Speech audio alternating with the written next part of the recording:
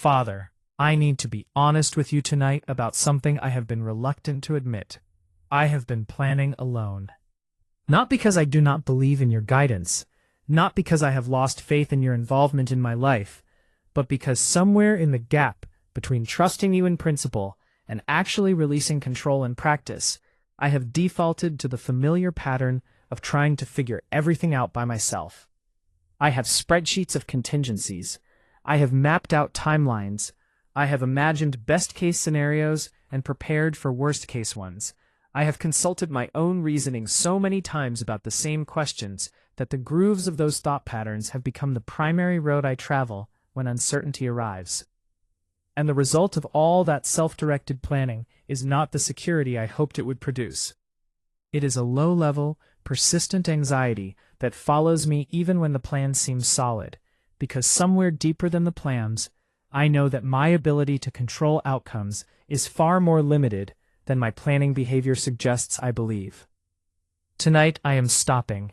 I am putting down the plans that have become a substitute for trust, and I am bringing every question, every concern, and every unknown future to you, not to have them explained, but to have them held by someone whose understanding of my future is not limited by my inability to see it.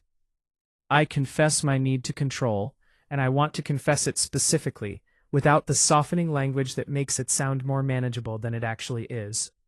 I do not merely prefer to be informed about what is ahead. I have, if I am honest, been operating as though the future's safety depends on my ability to anticipate and manage it. As though if I think carefully enough, plan thoroughly enough, and worry comprehensively enough, I can reduce the vulnerability of not knowing to something tolerable. That belief has been running my relationship with the future for longer than I realized, and it has produced an exhausting and ultimately futile way of living. The future does not become more secure because I spend more time trying to predict and control it. It becomes more peaceful when I genuinely release it to the one who actually holds it.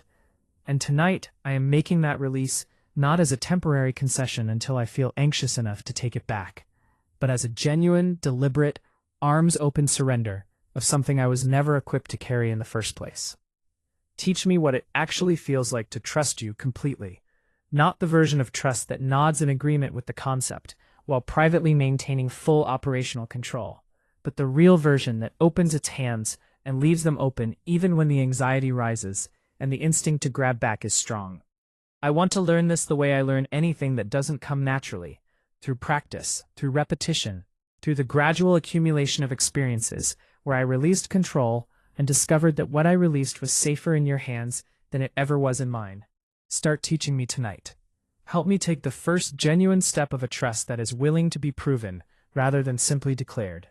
Show me what it looks like to plan wisely, without planning anxiously, to steward what is mine to steward with diligence, while releasing what is yours to hold, without the compulsive need to supervise it. Guide my steps, Father, with the kind of guidance that is specific enough to actually be followed. Not just the general assurance that you are with me, which I believe and treasure, but the directional, situational, in-the-moment guidance that tells me which way to turn when I am genuinely uncertain. I am standing at intersections right now that matter. The choices ahead of me have real consequences, and I do not want to navigate them with only my own limited perspective as my compass. Go before me into the decisions that are coming. Close with unmistakable clarity the doors that are not aligned with your purpose for me, even the ones that look appealing from the outside, even the ones that seem logical based on what I currently understand, and open with equal clarity the ones that are, the opportunities that carry your fingerprints, the paths that lead toward rather than away from what you have prepared, and the directions that I might not have chosen on my own, but that I will recognize as yours when you illuminate them.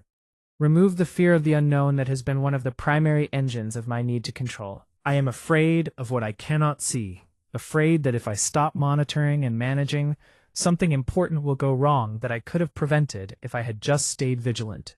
That fear is real, but I am recognizing tonight that it has been asking more of me than it has the right to demand, that the energy I give to fearing the unknown is energy taken from actually living the known, and that the peace I sacrifice to worry is a real loss with no corresponding gain.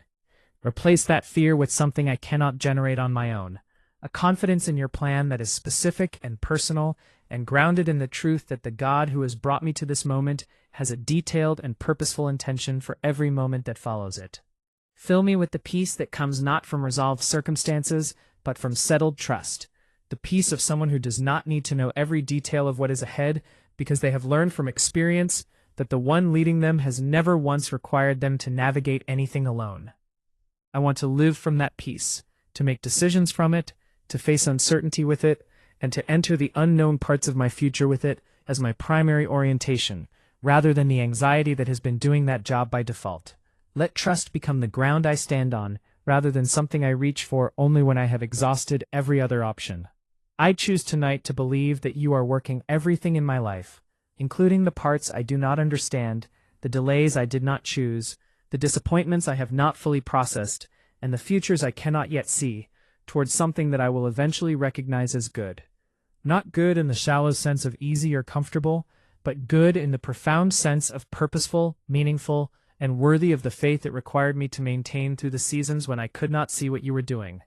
I am choosing that belief not because everything currently makes sense, but because you have given me enough evidence of your faithfulness in the past to choose trust over understanding in the present. Thank you for being trustworthy, not just in the theological sense, but in the lived, tested, proven over time sense. That is the only kind of trustworthiness that matters when I am standing in genuine uncertainty about my future. Thank you for already knowing the end of every story I am currently in the middle of, for already holding every outcome I am afraid of losing control over, and for already preparing what I cannot yet see, but am choosing to believe is worth the trust it is asking me to give. Trust Him completely. That is not just a statement about a spiritual posture. It is the single most freeing, most peace-producing, most life-changing decision available to me right now. And tonight, I am making it.